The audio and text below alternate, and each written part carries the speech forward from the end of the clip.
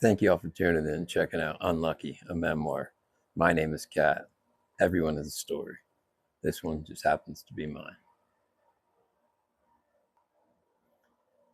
So, where I left off last week, we'll jump ahead a little bit because those parts I'll go back and revisit another time. But coming out of incarceration for a year and the Friday before 9/11, I stayed sober for quite a while. A lot of events had happened, and I ended up with a really good job. And I still remember we had a extended paid holiday from Christmas through New Year's. So I made a decision I was going to go visit some friends in St. Louis. And I went out there. And while I was there, it was the person I had worked for tattooing, where I started my career, and my oldest friend were in St. Louis, and other people I'd known that had moved out there to be with them. So I went to spend the holidays with them, and was asked to do a couple tattoos, and just everything came back to me, that life that I left behind, and I kind of wanted it back. So after I came home from the holiday break, I ended up quitting my job, packing everything I owned into my car, and a friend who was home from St. Louis, she had an SUV, so we packed the other things that I had into there and hit the road and left. And at that point in my life, it's kind of how I live, just on the whim, making quick decisions, which I still sometimes can do. So within a week of returning, I had made a life-changing decision to go back to St. Louis. And I went out there sober and ended up running one of the two tattoo shops owned by the person, and moved in with my oldest friend, and lived with him. And it's funny, we used to joke, right? Because it was a trailer. And there was my friend, his girlfriend, another friend of ours, and soon after, his girlfriend and me. So that was five of us living in a trailer. And we used to joke about MTV's The Real World and how that is no reflection of the real world whatsoever. Um, they put these people up in a high-rise apartment and unaffordable accommodations by any means, usually. But we were doing that. That's the real world, trying to survive, trying to get by. But ended up moving the studio from one location to another. And I remember being handed over a client that I ended up doing a back piece on. It was a scorpion. He was a Scorpio. But I remember after the one session, he always tipped me well, but he tipped me and then he threw an 8 ball of cocaine on the table and walked out. And I was just talking about this in the group facilitation the other day, that how important it is to be that self-awareness and the accountability, because I had never done any internal work. I had only put down the drugs, and the drugs were just a symptom of a deeper problem. The drugs are never the problem. I was the problem. I had to work on me and figure that out in order to gain some good recovery. And I hadn't at that point in time, because I was under the assumption that drugs were the problem. I was diagnosed with an opiate use disorder.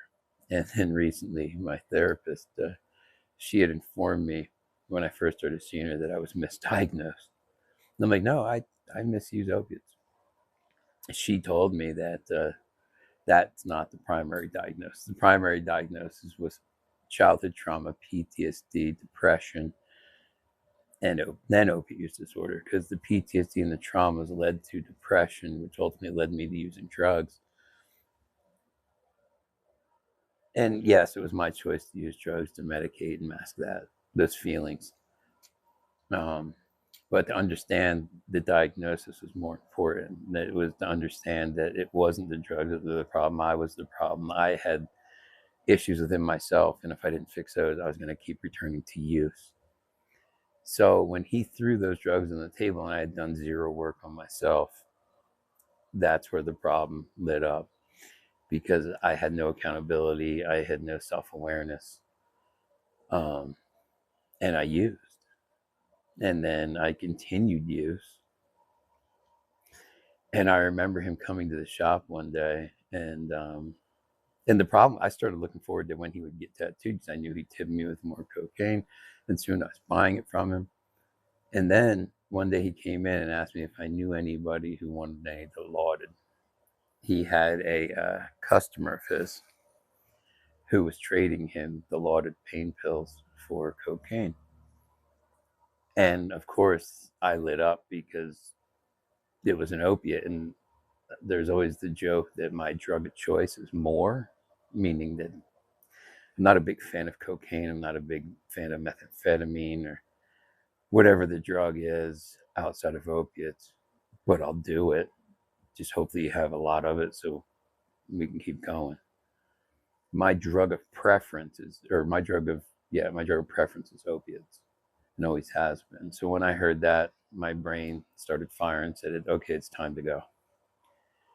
And it was an amazing deal on them, that I took him up on.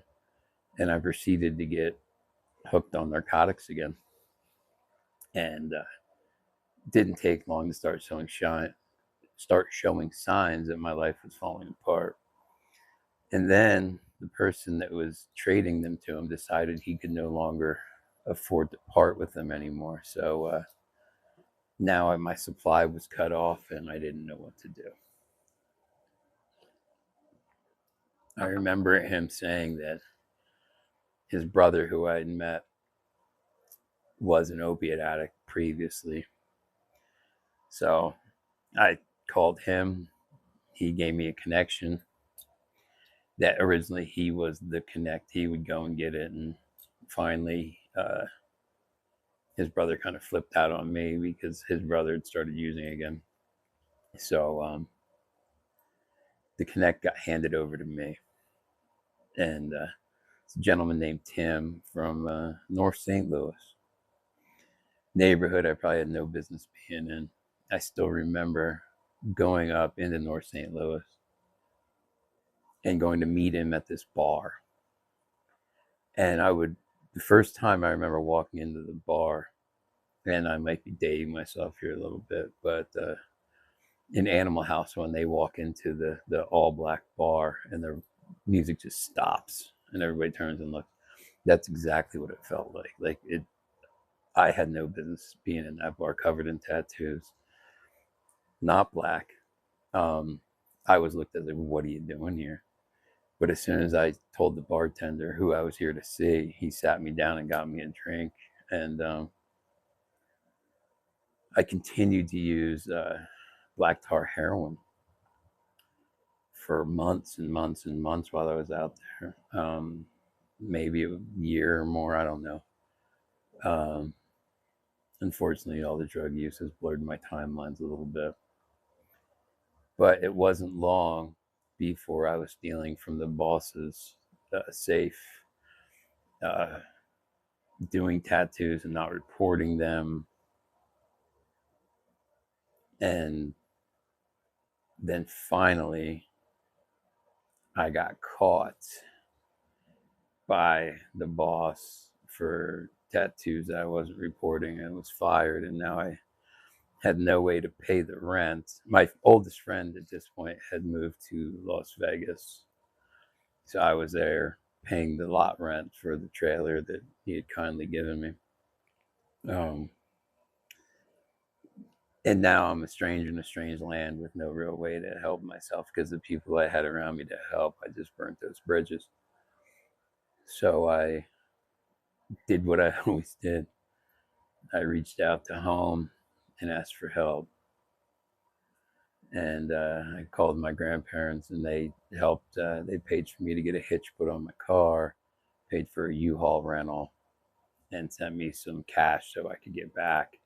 And in the meantime, I also got another friend to purchase the trailer from me for a nominal fee, just so it didn't go to scrap or just get turned over to the lot and they sell it to somebody else. So he bought it off me.